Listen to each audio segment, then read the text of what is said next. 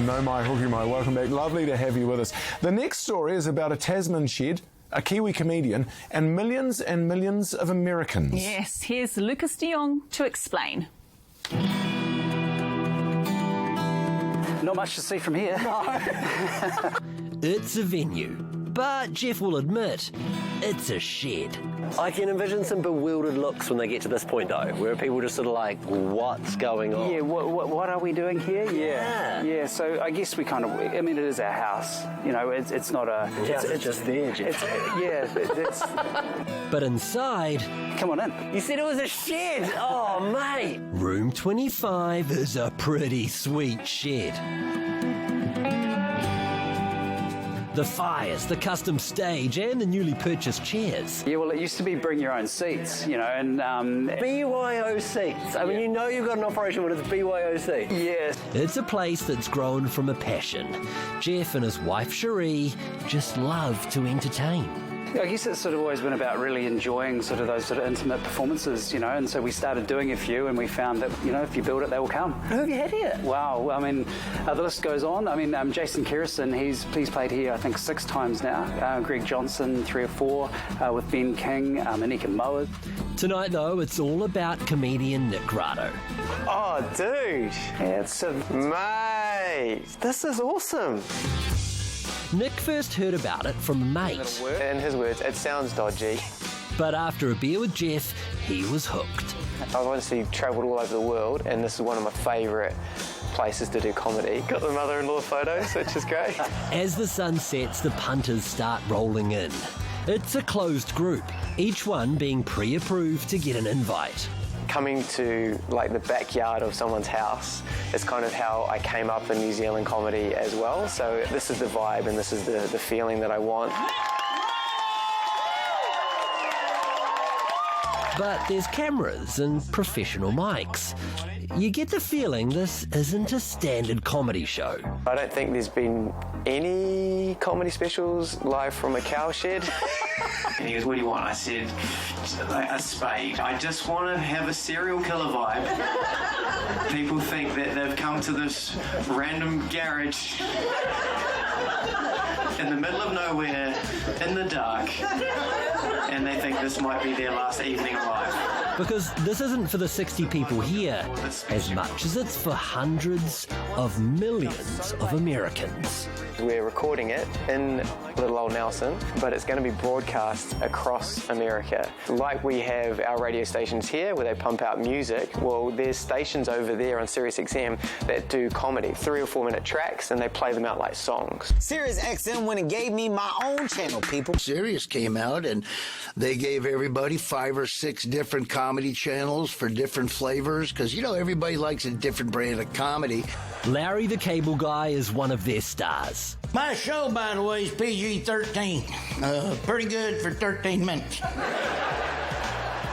And it's very likely you've heard Larry before. I don't care who you are. That's funny right there. We got our own station called Jeff and Larry's Comedy Roundup for comedians that we handpick, that we like. And he likes Nick Rado.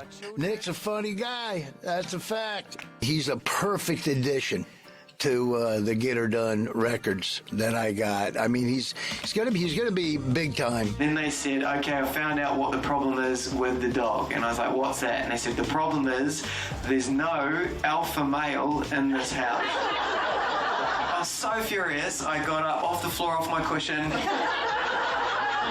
went straight over to my wife, and I was like, are you gonna let him talk to me like that? I've had to change the way that I think about an hour.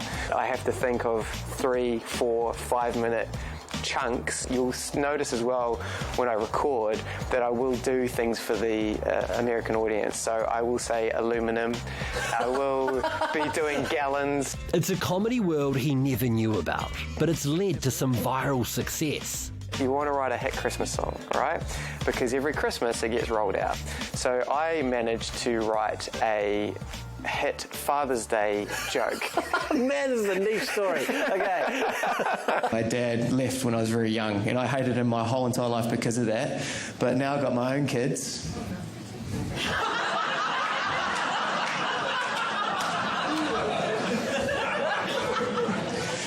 kind of see his point. His misdirection on jokes. You think he's going one way and he goes the other way, and the timing is impeccable. But Nick's real talent is keeping it clean.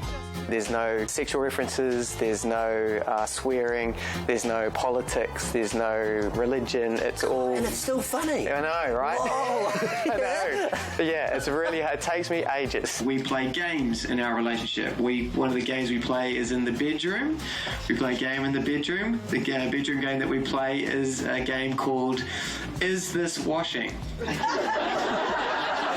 She'll see a pile of clothes on the floor, and then she'll go, is this washing? Well, she's not as playful as that. Finding a comedian that can do 90 minutes that your entire family really can enjoy, I mean, that's a gift. That is a really good gift. This show is going to be played all over America and hopefully the world. I mean, is that intimidating for you? It's incredibly exciting. It's really cool to think that we're able to help Nick, and if we can help him to get his product out across the world, we couldn't be happier about that. No pressure, though. No pressure. Those mics are going to work. It's like, you're up against some big venues. We've had some pretty serious sound checks and tech run-throughs, so I don't foresee any issues. I often now say to comics in New Zealand especially, great to have a joke about Hamilton, really great to have a joke about Hamilton, kills. But if you can write internationally, there is a world for you that not only will pay you, but can get you recognised as well. From a shed to the world. Thank you so much. And we'll be back in just a moment with a magical choir and a sneak peek at an Aussie comedy legend.